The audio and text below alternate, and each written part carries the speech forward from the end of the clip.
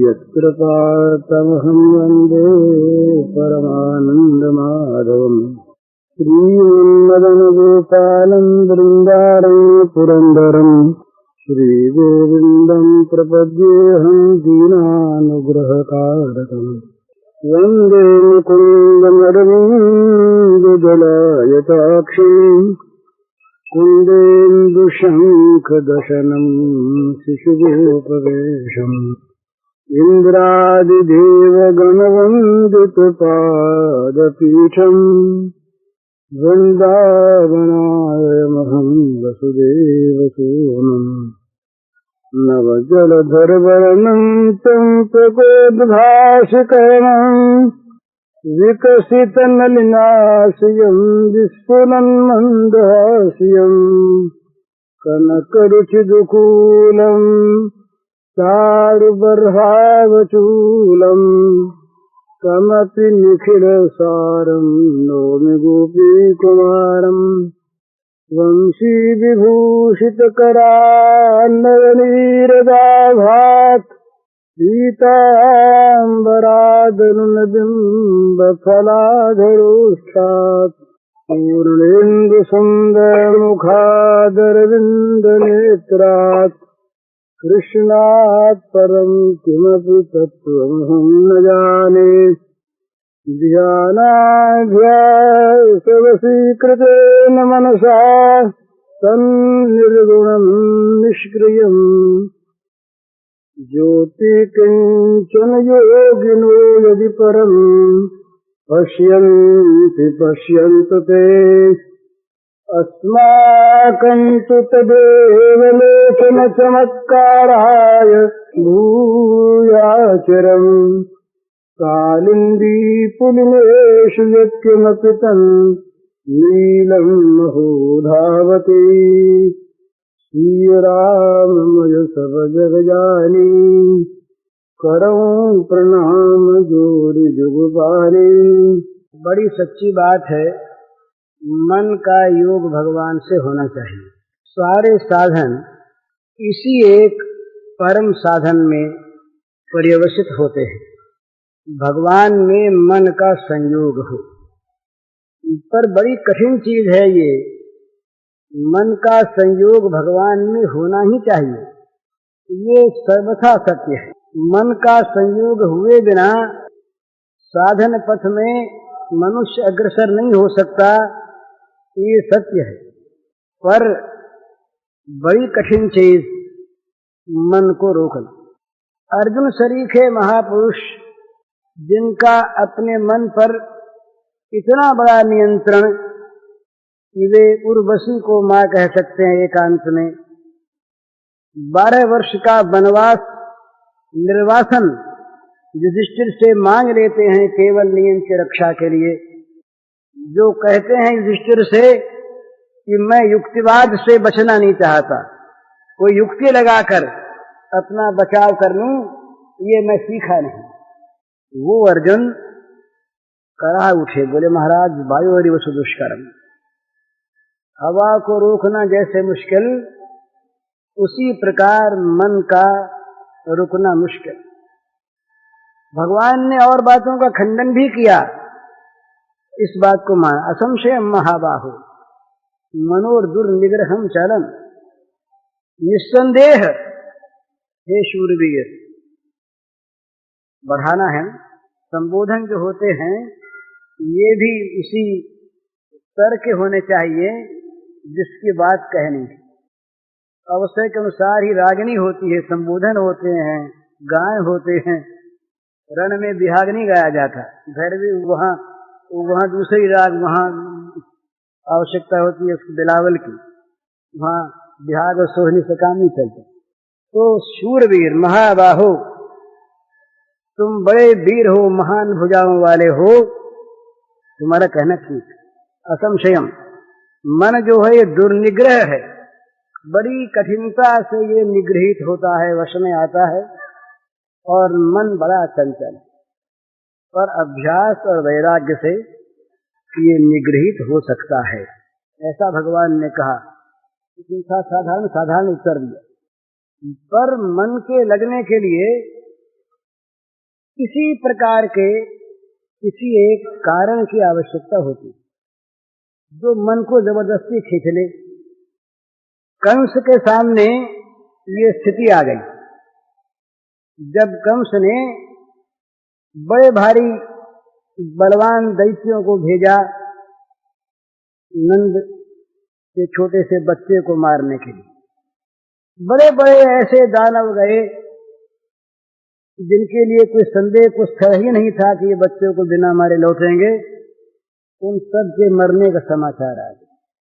कंस ने बुलाया श्री कृष्ण को, बलराम को, इसलिए कि यहाँ बुलाकर किसी प्रकार से उन्हें मरवा डाला जाए।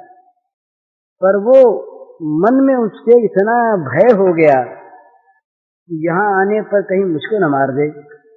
इतनों को मार दिया, यहाँ आकर कहीं मुझको न मार दे, तो उसकी दशा क्या हो गई। भय बन गया। भय ने स्मरण को उद्बुद्ध कर दिया, जगा दिया स्मरण को। रात को सोता कंस घबरा के उठा आया, सपने में देखता है श्री कृष्ण को, जागते में देखता है। एक हिस्टीरिया होता है ना, रोग हिस्टीरिया, जागृत स्वप्न होता है। डॉक्टर साहब जानते हैं, हम तो जानते नहीं, सुनी हुई से। ये होता है जागृत स्वप्न। जागते हुए जैसा रे भूत दिखता है, आदमी दिखता है, पेट में दर्द हो गया, हुआ कुछ नहीं, केवल अपनी मानस कल्पना। तो इसी प्रकार वो मन के संकल्प ने मन को श्री कृष्ण स्मरणमय बना दिया। कंस के दिन रात स्मरण होने लगा। इसने साधना नहीं की, तपस्या नहीं की, भय पैदा हो गया। उस भय ने जगा दिया स्मरण को, भूल नहीं सकता था, कारण बना। जल की प्यास लग गई बड़े जोर की। अब वहां ये कहना नहीं पड़ता कि भाई जल का चिंतन करो, जल में मन लगाओ, जल के का अभ्यास करो, जल का चिंतन करो, इसमें बड़ा लाभ है। बल्कि कोई ये कहे कि तुम जल को भूल जाओ, वो कहेगा भूल तो जाए, पर प्यास तो भूल नहीं देती। ये प्यास ऐसी प्रबल लगी हुई है कि 1000 प्रयत्न करने पर भी जल की विस्मृति होती है। तो उस प्यास ने, आवश्यकता ने, अनिवार्य आवश्यकता ने स्मरण को पैदा कर दिया, फिर स्थायी स्मरण हो गया।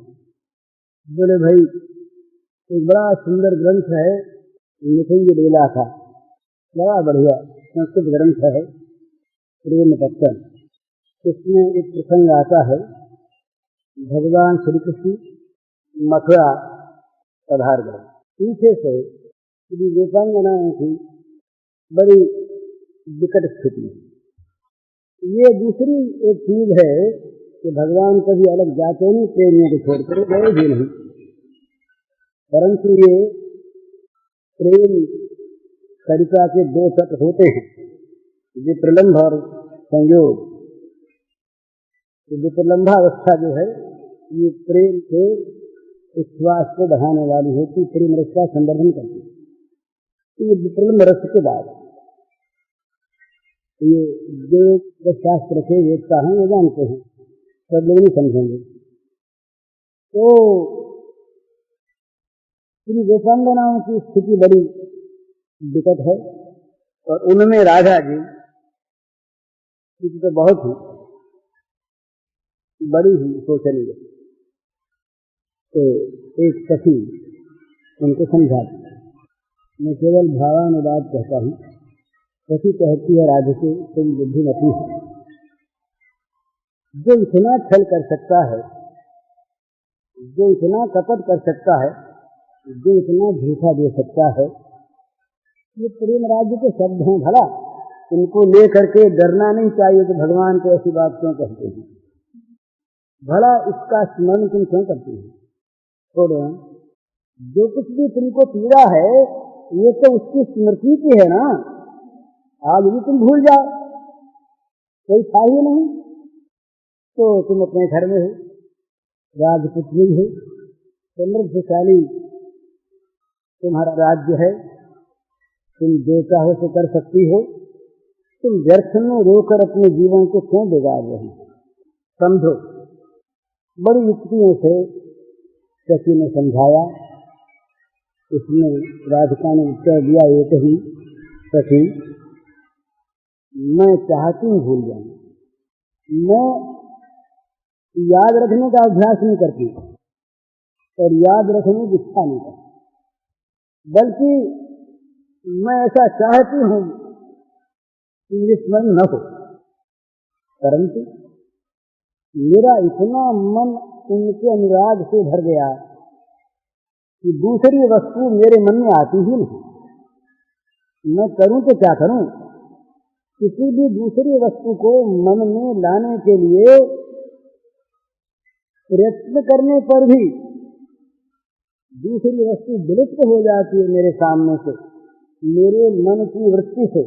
मेरे मन के सामने दूसरी वस्तु का अस्तित्व नहीं रहता, दूसरी वस्तु की सत्ता मिट जाती है मेरे मन के सामने आते। मैं क्या जानबूझ के याद रखती हूँ? ये प्रीति, भय, आवश्यकता और प्रीति, इन तीनों में से कोई एक जाग जाए। भय तामस है, आवश्यकता राजस है और प्रीति सात्विक है साधन काल में, नहीं तो प्रीति गुणातीत है। प्रेम गुणातीत होता है, गुणमय नहीं होता। तो मन लगाने के लिए आवश्यकता है किसी आधार की, बिना आधार के मन नहीं लगता। वो आधार हम लोगों के लिए तो यह है कि भाई मुक्ति मिलेगी, बंधन में है, बंधन का दुख मुक्ति के सुख को सामने लाता है और मुक्ति का सुख भगवान में मन लगाने से, भगवान के स्मरण से होगा, इसलिए स्मरण करते हैं। ये भी एक कारण है। मुक्ति की अगर तीव्र वांछा हो जाए, भगवान शंकराचार्य ने वेदांत सिद्धांत संग्रह में मुमुक्षा के भेद किए हैं, मोक्ष की इच्छा के भेद किए हैं। मोक्ष की इच्छा तीव्र तीव्रतर तीव्रतम होती है, मध्य मध्यतर मध्यतम होती है। तो इसी प्रकार वो जो अगर अत्यंत मंद है, मंद मंदतर मंदतम, मंदतम यदि मोक्ष की इच्छा है, मुमुक्षा है, तो वो उसका मन नहीं लगता। ये नहीं लगता कि भाई 100 चीज घर में है वो भी आ जाए, घर में बाजा भी है, घर में जूते भी रखे हैं, घर में अलमारी भी है, तो घर में भगवान भी रहे, क्या हर्ज है? एक चीज अच्छी चीज है तो बढ़िया चीज वो भी घर में रहे, शोभा बढ़ाएगी घर की। और न हुई तो कोई बात ही नहीं, कोई काम को अपना अटका है ही नहीं, न सही। ये मंद मंद मंदतम इच्छा का रूप बताया, जिसके न आने पर किसी प्रकार की हानि की कल्पना नहीं होती, मिल जाने पर शोभा बढ़ने की कल्पना होती है। इस प्रकार की इच्छा मंद इच्छा। तो इस मुमुक्षा में भी भेद है। तो मन का आधार होना चाहिए, जिस आधार को लेकर के मन लगे। तो ये अच्छे संग से, सत्संग से, भक्तों के, प्रेमियों के, ज्ञानियों के, योगियों के, महात्माओं के संग से, स्वाध्याय से आधार मिलता है। भगवान को क्यों भजें? भगवान को भजने से क्या होगा? बिना आधार के भजन नहीं है। कोई न कोई ऐसा प्रबल कारण होना चाहिए जिसके लिए मन का इधर आकर्षण हो, और आकर्षण बढ़ते बढ़ते इस प्रकार बढ़े कि दूसरे सारे आकर्षण इस एक के अंदर विलुप्त हो जाए।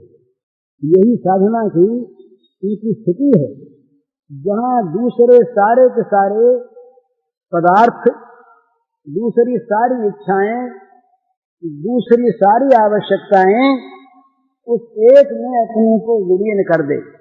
जो आवश्यकता सारी आवश्यकताओं को खा जाए, आत्मसात कर दे, इस प्रकार की इच्छा जागृत हो जाए तो भगवान के मिलने में विलंब नहीं होगा। तत्काल फिर स्मरण तो महाराज अपने आप होता है। तो स्मरण कैसे हो, स्मरण क्यों हो? तो या तो भय से हो, या आवश्यकता से हो या प्रीति से हो, जिसमें मन को कुछ प्रसन्नता मिले। मन चाहता है आनंद स्वाभाविक, तो भगवान ने बड़ी सुंदर बातें कही हैं शास्त्रों में, ऋषियों ने, कि भाई भगवान की लीला कथा बड़ी सुंदर, ये आधार बड़ा अच्छा, इसमें मन लगता है। इसलिए प्राचीन काल में एक नियम था, भला ये नियम बड़ा सुंदर था। कथाएं होती थी हर जगह, गुरु शिष्य के समुदाय का उपदेश नहीं होता था हर जगह। कथाओं में 87 हजार श्रोता इकट्ठे होते थे, हरि कथा। पर जहां किसी साधन का उपदेश है, मार्ग का निर्देश है, वहां अधिकारी शिष्य के सामने अधिकारी गुरु को 101 साल तक इंद्र को ब्रह्मचर्य का पालन करना पड़ा। तब ब्रह्मा ने ज्ञानोपदेश किया। इंद्र आए, महाराज बोध चाहिए, ज्ञान चाहिए। बोले पात्र हो, परीक्षा करो गुरुदेव। 32 वर्ष ब्रह्मचर्य का पालन करके, कथा उपनिषद की है। 32 साल तक ब्रह्मचारी बन के इंद्र रहे। भला जो स्वर्ग के भोगों में रचे पचे, तो जब तीव्र इच्छा जागृत हुई तो भोग रह गए एक तरफ। 32 साल पूरे हुए, फिर आए, देखा अभी अधिकारी नहीं, बोले फिर 32 साल बैठे, फिर 32 साल बैठे।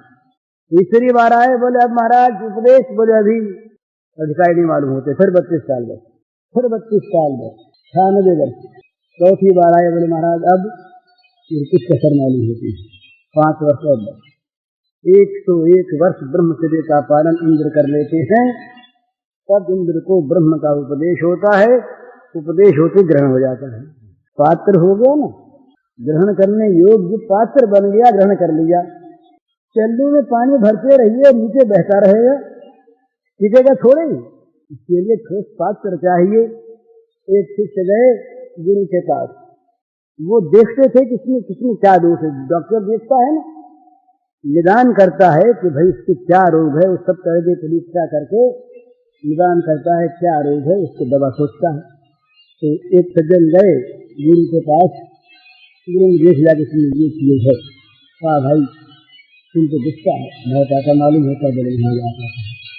तो बोले अच्छा, साल भर तक गुस्से पर विजय प्राप्त कर, क्रोध पर विजय प्राप्त करके साल भर के बाद आओ और नहा के आना। साल भर के बाद वो नहा करके आए। गुरु जी ने नौकरानी से कह दिया कि देखो एक काम करना, ये जब नहा करके आवे तो इनके बगल से झाड़ू देना, जिससे थोड़ा सा गर्द उड़े, पीना उना नहीं। अब ये नहा करके तैयार होकर के उपदेश प्राप्त करने के लिए गुरु के समीप आने लगे। नौकरानी ने जरा सी गर्द उड़ा दी, कुछ लगी गर्द, गुस्सा मारने दौड़े, वो भाग गए। शांत होकर गुरु के पास आए, गुरु महाराज बोले तुम मारने दौड़ते हो? अभी तो भैया मारने दौड़ते हो, साल भर फिर तैयार हो, अपने को अधिकारी बनाओ। दूसरे साल फिर नहा धो के आने लगे। तो गुरु जी ने कहा तब उसको मेहरानी को आज एक काम करना, जरा झाड़ू छुआ देना।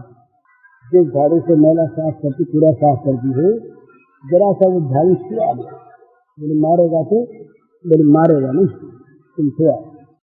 तो वो आए, समीप पहुंचे, मेहरानी खड़ी थी, झाड़ू छुआ दिया। 10-5 गुरबचन कहे और मारने को तो नहीं दे रहे, बके खूब, गाली दी। जब आदमी क्रोध में आता है कहे तो बच्चा। आए गुरु जी के पास, बोले महाराज बोध प्राप्त हो, 2 वर्ष हो गए। बोले अभी तुमको बोध प्राप्त हो, अभी तुम गाली बकते हो? साल भर फिर तैयार हो, क्रोध का नाश होने पर उपदेश मिलेगा।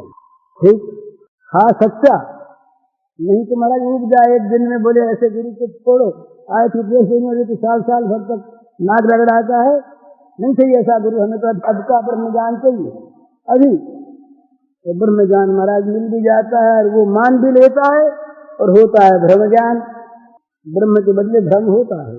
तीसरी बार, तीसरे साल हुआ, तब गुरु जी ने कहा आज एक काम करना, मैला वैला तो नहीं, पर कूड़े की टोकरी ऊपर डाल देना, कूड़े की टोकरी। तब तो मारेगा ही, बोले आज बिल्कुल नहीं मारेगा।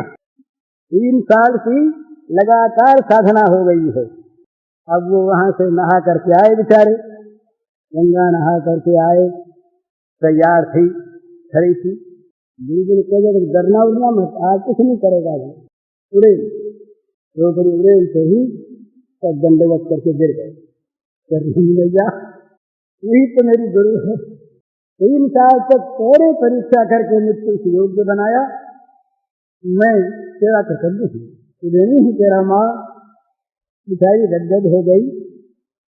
फिर नहाने गए, नहा करके आए, गुरु जी ने कहा तुम योग्य हो गए, आज तुम अधिकारी हुए, आज तुमको ज्ञान दिया गया। तो ये साधन का उपदेश होता था अधिकारी को, और कथा होती थी सब। चौराहे पर बैठ गए पंडित जी महाराज, कथाकार भगवान की लीला कथा गा रहे हैं, इसमें आपत्ति नहीं। पर उपनिषद का ज्ञान सत्र हो तो वहां अधिकारी चाहिए। साधन में बताया गया योग का अधिकारी चाहिए, मैंने उनको पालन करके आए हो कि नहीं, योगी से पूछता नहीं तो कहीं इतना स्खलन होगा कि गिर जाएगा, नहीं तुम योग्य हो। और भक्ति का साधन भी मामूली नहीं है। जहाँ प्रेम रूपा भक्ति है वहाँ तो महाराज इतनी कई परीक्षा है कि जिसका कोई ठिकाना नहीं। वहाँ तो अपने ये प्रेम उसको मिलता है जो अपने मोक्ष सहित सर्वस्व को जलाकर उसके खाक पर नाच सकता है, उसे प्रेम मिलता है, प्रेम नहीं मिलता है ऐसे। तो साधन जहाँ होता है वहाँ अधिकारी के प्रति इसका उपदेश है। तो मेरे कहने का मतलब ये था अभी इस प्रसंग में कि मन के लगने के लिए कोई आधार चाहिए, और वो आधार गुरु दृष्ट होता है। हमारे यहाँ कान फूटने वाले गुरु के नहीं, पर मार्गदर्शक गुरु के बढ़िया है। गुरु के बिना काम नहीं होता। गुरु वो जिस चीज को जानता है और बता सकता है और ले जा सकता है, वो गुरु। मैंने जिस चीज का जो एक्सपर्ट है, अनुभवी है, जिसने अध्ययन किया है, इस चीज को प्राप्त ही तो बताएगा ना। केवल पोथी पढ़ने वाला कैसे बताएगा? इसके साथ साथ इसका प्रैक्टिकल ज्ञान होना चाहिए, तब बताएगा। तो योग्य गुरु से तो गुरु न मिले तो बड़ी सीधी चीज है। आधार के लिए भगवान से प्रार्थना, और इन आधारों में सबसे बड़ा आधार एक हमारे वैष्णव ने माना है, बड़ा सुंदर, और उन्होंने तो नहीं माना, उनको तो अच्छा लगता है। भगवान साहब के संबंध जोड़िए, भगवान को माँ बना ले, बाप बना ले, भाई बना ले, बेटा बना ले, मालिक बना ले, नौकर बना ले, पति बना ले, पत्नी बना ले, कुछ भी बना ले, उनके साथ अपने मन से एक संबंध जोड़ ले। हमारे यहाँ एक पुरानी, मैं जब बम्बई रहता था, उनके साथ जानते होंगे भैया, वो एक घासीराम दालमिया, घासीराम दालमिया, जिस मकान में मैं रहता इसलिए वो रहता, उनकी स्त्री का देहांत हो गया। उनके यहाँ एक गोपाल जी की प्रतिमा, तो वो उनको गोपालिया कहता। गोपालिया बच्चा, छोटा बच्चा है तो गोपालिया। तो वो थानसवाड़ी में रहते, नीचे मकान में रहता, और वो दलाई वगैरह किया करता। तो दिन में 4-5 बजे आता संभालने से, कभी पानी खिलाना है, कभी देखना है, कभी कुछ। तो मैंने पूछा कि बार बार भागते क्यों आते हैं? अरे बोले भाई जी, इसको भूख लगी आज गोपालिए थे, तो कहीं प्यास लगी हो और कहीं गर्मी लगती हो, तो बिना संभाले कैसे काम चलेगा? अब वो बड़े आदमी समझ सकते हैं कि भला भगवान को क्या भूख लगेगी, भगवान क्या खाएंगे, भगवान ये तो सब मंद अधिकारियों की बातें हैं, और ये मीठी बातें, मीठी नहीं, यही तो जादू है जो निष्काम में कामना पैदा कर देता है, जो आत्मकाम को कामी बना देता है, जो नित्य तृप्त को तृप्त बना देता है। ये प्रेम, यही तो चीज है। स्नान का भगवान ने पत्रम पुष्पम फलम सोयम यो मे भक्त्या प्रयच्छति तदहम भक्ति भरतम स्नान प्रयतात्मन स्नान का खाता हूँ। और इसका ठीक ठीक यही श्लोक भागवत में सुदामा के प्रसंग में भगवान ने श्री मुख्य का इन्हीं से किसी ने ये कीड़ों के दाने ये जिस प्रेम से सने हुए हैं ये तो सारे विश्व को तृप्त करने के लिए पर्याप्त है। तुम मेरी बात कहते दीन करके पड़े हुए वहां पर फर्श पर खड़े खड़े मिट्टी चबा गए हैं। तो क्या थी? प्रेम। प्रेम से दी हुई चीज तो वो कैसे देखा लिया। दिन में 4-5 बार आते, कभी भोग लगाते, कभी पानी पिलाते, कभी हवा करते। इसके बाद वृंदावन आ गए। वृंदावन में एक महात्मा थे राम प्रसाद जी, चिरावा के खेल थे। उनका नाम फिर हो गया था राधिका दास जी। संस्कृत के बहुत बड़े पंडित रहे, कवि भी रहे, संस्कृत के भी और हिंदी के भी, और वृंदावन के बड़े रसिक थे। तो उनके पास वो बहुत मानते उनको, राधिका दास जी घासी राम को बहुत मानते। एक दिन बोले कि तो गोपालिया रोज कहता है अब हमारे साथ ठीक है, रोज कहता है हमारे साथ है, चलो। तो राधिका दास जी कहते क्या जल्दी है, यही खेलो उसके साथ। ये कहता है रोज रोज कहता है, रोज कहता है, जब भोग लगाते तब कहता है चल साथ मेरे, अब चल साथ मेरे। तो राधिका दास जी एक दिन कह दिया, बोले जब इसकी साथ जाओ। बोले ठीक। तो मेरे जमुना जी नहाने गए, वहाँ एक पत्थर पर, एक पत्थर के नीचे कागज लिखा मिला कि गोपालिया के साथ खींचा रहा है। और वो कहाँ गए क्या गए हम नहीं जानते, हमारा विश्वास कहता है कि गोपालिया के साथ गए। क्योंकि एक चीज बड़ी सुंदर चीज है, एक जगत असत है और भगवान सत। जो है उसका कभी अभाव नहीं होता। किसी देश में, किसी काल में, किसी समय, किसी के लिए जो है उसका अभाव नहीं होता, और जो नहीं है उसकी सत्ता नहीं होती। ना सतो विद्यते भावो ना भावो विद्यते सतः। असत का कभी होना पना नहीं और सत का कभी न होना पना नहीं। आज हम भगवान को छोटा सा बच्चा मानकर और उसकी लीला देख रहे हैं, मन से ही देखते हैं। मैं तो ध्यान बताया करता हूँ लोगों को, मुझे सही लगता है। तो ध्यान तुम लगाओ, तुमको बढ़िया बात बताऊं। घर में बच्चों को देखते हो ना, बच्चे खेलते हैं, बच्चे खाते हैं, बच्चे रोते हैं, बच्चे युद्ध करते हैं, बच्चे अड़ जाते हैं। ये तो देखी हुई चीज है ना। वो यहाँ पर सत्य कहूँगा भेद नहीं करना है, देखी हुई चीज है। तुम एक काम करो, आंख मूंद करके इन बच्चों के खेलों को भगवान से जोड़ करके ध्यान किया। अब किसी से खेल रहे हैं, अब श्याम सुंदर खा रहे हैं, अब मैया की गोद में मचल रहे हैं, अब सखाओं के साथ जा रहे हैं गाय चराने के लिए, बछड़ों के पीछे पीछे नाच रहे हैं, मेंढकों के साथ फुदक रहे हैं, मोरों के साथ बोल रहे हैं। नमाज जो मन में आवे, जो तुम्हारे मन में, पर करो कृष्ण को याद, भगवान को, तो क्या होगा? सिद्धांत के बाद भगवान सत्य है और भगवान सर्वभवन समर्थ है। जो चाहे इस रूप में वो प्रकट हो सकते हैं और जहां चाहे वहां प्रकट हो सकते हैं, क्योंकि हैं। तो यदि हम इस रूप में भगवान का चिंतन करेंगे तो भैया सचमुच न मानने वाले विश्वासी न माने, उसी रूप में भगवान भगवान ठीक भगवान लीला दिखाने लगे। तो ये बड़ा सुंदर आधार है। भगवान के साथ कोई संबंध जोड़कर बच्चे ही माने, बच्चा खेलने लगेंगे, सचमुच खेलने लगेंगे आकर के गोद में, और सचमुच वो इसी प्रकार से बर्ताव करेंगे मैया मैया यशोदा मैया के सामने।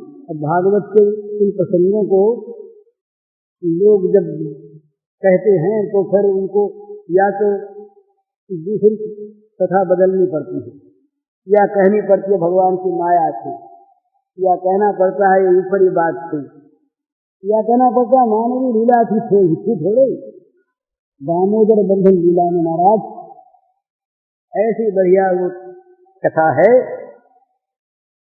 पहले दुग्ध काम होता, दूध की कामना ऐसी जाती है कि मैया की मथानी पकड़कर चढ़ जाते हैं गोद पर, रोक लेते हैं मथती हुई मैया को, तो कहते हैं दूध पिलाना पड़ेगा, नहीं मानूंगा मैं, इतनी भूख लगती, इतनी कामना होती दूध की। कन्या काम वहाँ भगवान के लिए नाम दिया गया। जब मैया उठाए तो नीचे रख देती है श्याम सुंदर को, और जाती है दूध देखने, तो संजात क्रोध उत्पन्न होता है और क्रोध के मारे अपने होश काटने लगते।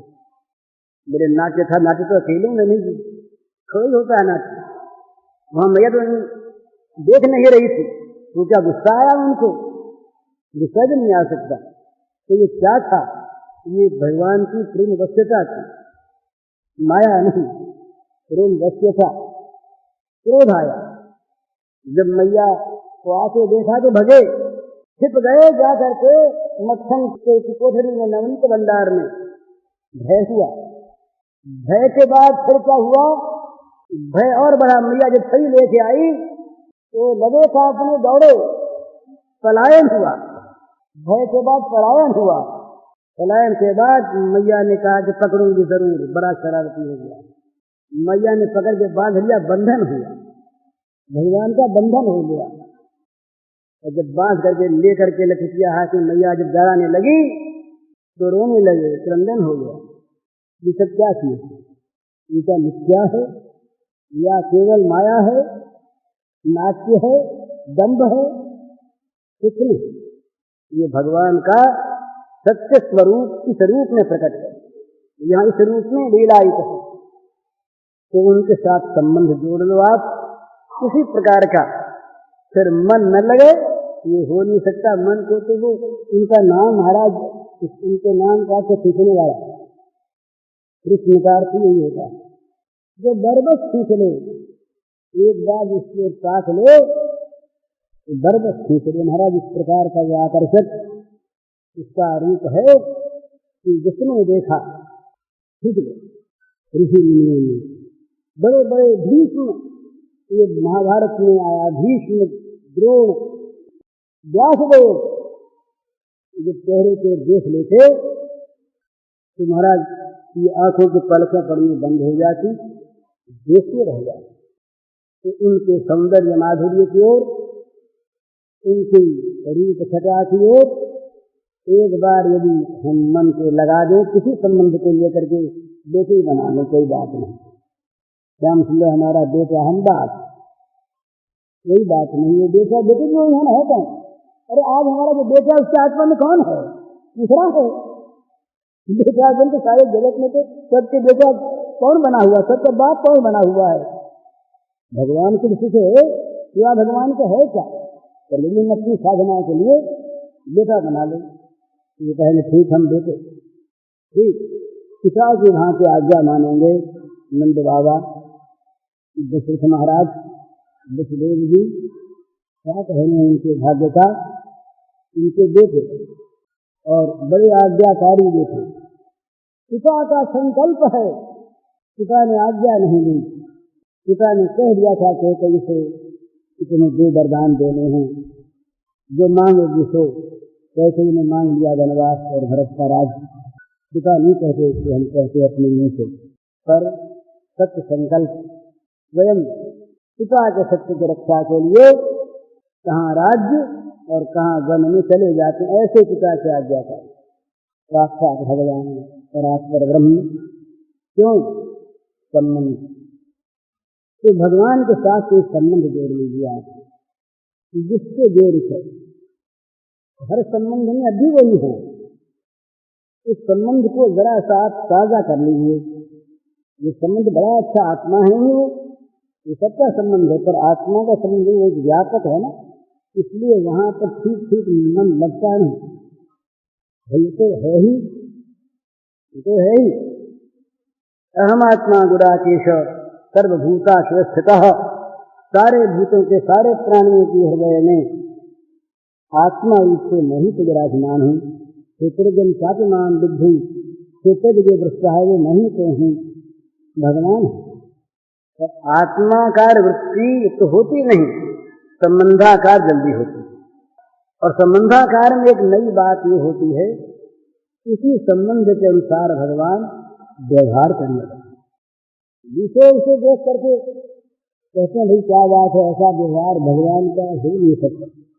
वैकुंठनाथ भगवान विष्णु, ऐसी सुंदर बात भागवत में कही। दुर्वासा से बोले, जब दुर्वासा जी चक्र के भय से दौड़ते हुए सारे लोगों में कहीं आश्रय न पाते हुए वैकुंठ में पहुंचे, अबाध गति, बड़ी तीव्र तपस्या, पहुंच करके बाहर से लगे पुकारने, त्राही महाराज बचाओ बचाओ। भगवान ने कहा, अरे ब्राह्मण देवता हम नहीं बचा सकते। कहन गया ब्राह्मण, अरे राम राम राम। प्रश्न था क्यों? तो बोले, अहम भक्त पराधीनो यस्वतंत्रैव द्विज साधु हृदय भक्त जन प्रिय। बोले ब्राह्मण देवता, मैं तो पराधीन हूँ, भक्त के पराधीन हूँ, मैं स्वतंत्र हूँ। अब जो परम स्वतंत्र है उनके ये वाक्य है भला, परम स्वतंत्र के वाक्य में स्वतंत्र नहीं, मैं भक्त के अधीन हूँ। दुर्वासा के मन में जिज्ञासा उठी कि भगवान अधीन क्यों है? क्या बात? उत्तर देते हैं भगवान, ये दारागार पुत्राप्तान प्राणान वित्त निमम परम हित्वा माम शरणम यातः कथम ता शक्ति मुक्त है। दुर्वासा जी, जिसने सब कुछ छोड़कर मृत्यु अपना लिया, दारागार पुत्राप्तान, स्त्री स्वामी पुत्र बंधु परिवार धन मकान जमीन यह लोक परलोक शरीर हित्वा सब कुछ छोड़कर जो मेरा हो गया उसे मैं कैसे छोड़ दूं? इसके आगे जाकर फिर एक और बड़ी बढ़िया बात कहते हैं कि महाराज एक और कहता हूँ, ऐसे जो भक्त हैं वो मेरे इतने हो गए हैं कि मैं केवल उनका हो गया। महाराज ये कैसे?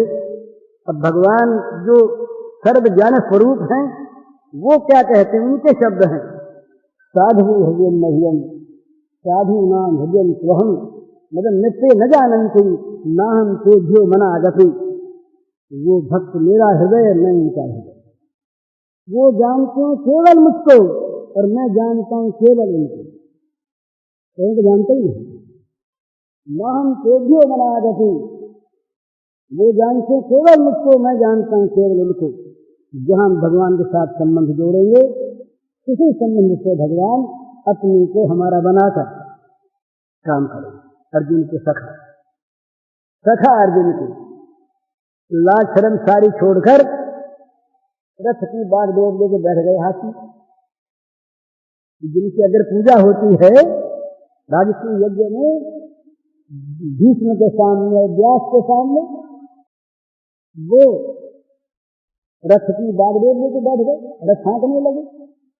क्या था? सखा थे अर्जुन। अर्जुन अपने थे, अर्जुन मित्र थे। मित्र का कोई काम कर देने में भी जरा भी लज्जा की बात नहीं। उसी प्रकार का संबंध भगवान जोड़े। संबंध यहाँ पर जोड़ लेते हमारा महाभारत को अच्छी हमने को संपादन करके देखा, इतना बढ़िया। यहाँ तक बोल जाते हैं कि पांडवों के बैरी मेरे बैरी हैं, एक दो जगह नहीं, और पांडव मित्र मेरे मित्र। अगर अर्जुन को मारने कोई आया तो मैं तहस नहस कर दूंगा, मेरा शत्रु है, याद रखो।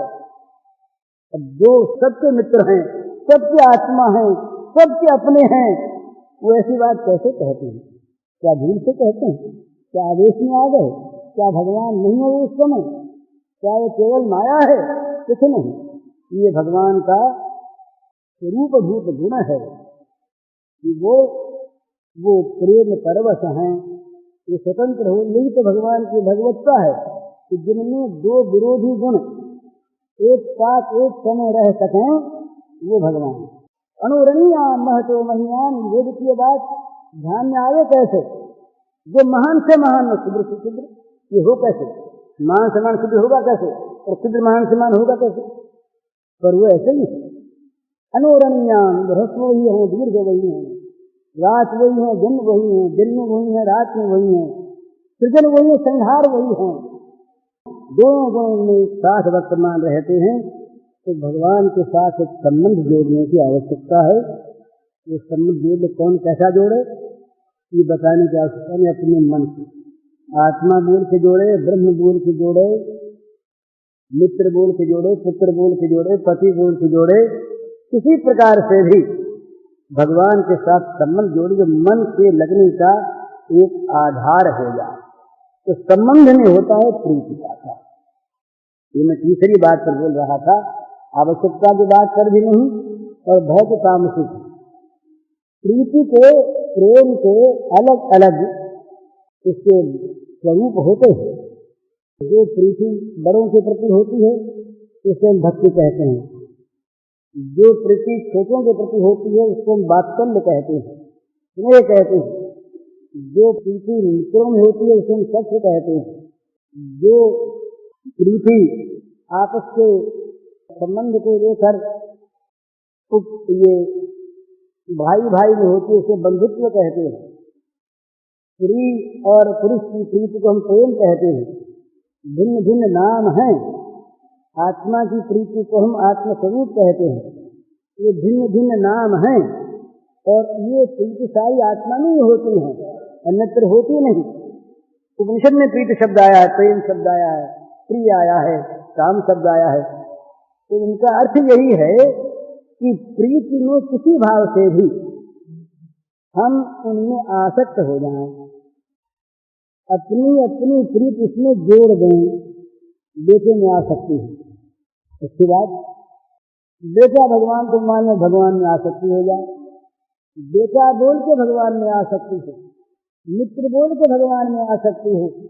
आसक्ति जब भगवान में होती है उसका नाम होता है वास्तविक प्रेम, और भोग में होती है तो उसका नाम होता है राग, आसक्ति।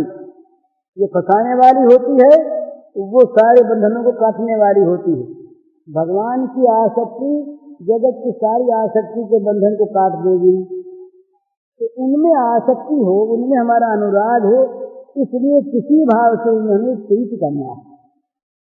तो प्रीति में संबंध जोड़ लेना है, बिना संबंध के प्रीति टिकती नहीं। कैसे प्रीति करें, गुण को देखना नहीं। ये बड़ी सुंदर चीज है, प्रीति में गुण नहीं देखा जाता। जो प्रीति गुण जनित होती है वो गुण में प्रीति होती, व्यक्ति में नहीं होती। ये बड़ा रहस्य है प्रेम का। रहस्य जो है, प्रेम में गुण की कोई महत्ता नहीं है। प्रेम में तो हृदय के भाव की महत्ता है, गुण की महत्ता नहीं। गुण देख कर जो प्रीति, आज गुण दिखे तब तो प्रेम, वो गुण न दिखा तो प्रेम नहीं। तो वो गुण से प्रेम है, गुण में आसक्ति है, इसमें आसक्ति नहीं। वो चाहे कोई हो, जैसे अपने यहाँ कहते हैं कि पतिव्रता का पति कैसा भी हो वो पति है, दूसरा कोई है ही नहीं उसके लिए। इसी प्रकार प्रीति में, प्रेम में गुण की अपेक्षा है, कामना की अपेक्षा नहीं। जहाँ कामना होती वहाँ प्रीति नहीं होती। वहाँ तो पद पद पर कामना का संकल्प आता है कि ये काम इससे पूरा होगा कि नहीं होगा तो और किसी को देखे। कामना किसी एक पर टिकने नहीं देती। कामना तो चाहती है उस वस्तु को ना, किसी साधन पर भी कामना नहीं टिकने देगी अगर वो लंबा हो जाएगा तो प्रीति ये संबंध को लेकर के होती है। तो हमारी भगवान से प्रीति हम किसी प्रकार जोड़ लें तो अपने आप याद आएगा भगवान। भगवान याद आएगा प्रीति से। प्रीति जहाँ होती है उसकी विस्मृति नहीं है। और विस्मृति, फिर ये स्मृति कैसे होनी चाहिए? स्मृति का स्वरूप बताते हैं। स्मृति होनी चाहिए ऐसी कि जैसे श्वास आता है, श्वास अनायास आता है, श्वास लेने में कठिनता नहीं, श्वास लेने में परिश्रम नहीं, श्वास लेने में अभ्यास नहीं।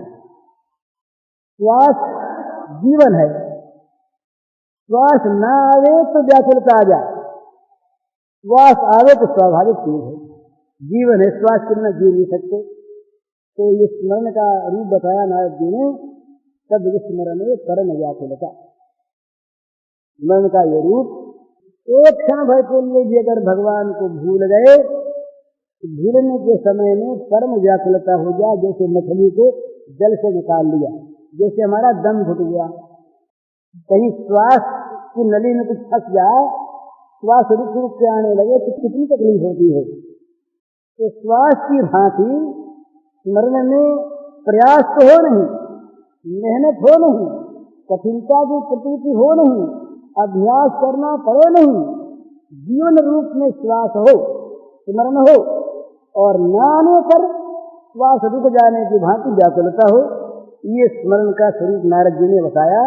कि जब प्रेम खिल उठता है तो ये बड़ी ऊंची बात है। इस चीज के लिए उदाहरण दिया नारद जी ने, यथा ये सूत्र है, यथा व्रज गोपिका नाम, जैसे ब्रज की गोपियों का था, ये सूत्र है नारद जी का। तो स्मरण का ये स्वरूप, ये स्मरण कब होगा? जब प्रीति युक्त होगा, कामना युक्त स्मरण नहीं होगा पूरा, आवश्यकता कामना युक्त है।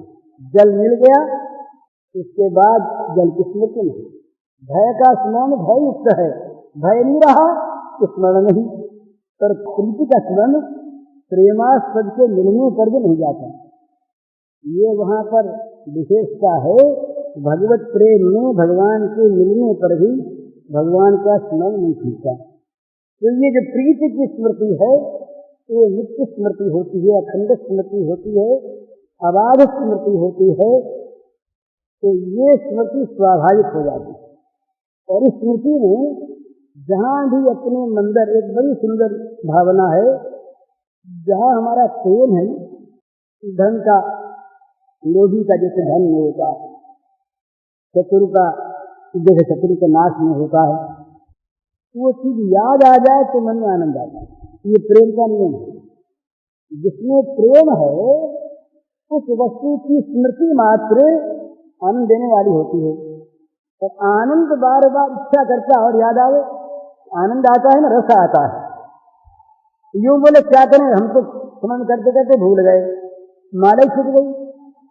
और क्या करें, दूसरा काम आ गया, दूसरा काम तो आ गया पर छूटता नहीं। वो अगर इसमें रस आता होता, दूसरा काम इसके सामने नीरस मालूम होता। तुलसीदास जी ने कहा, जो मुझे राम लागते मीठे तो नवरस हतरस अमर सब है, रह जाते सब सीठे।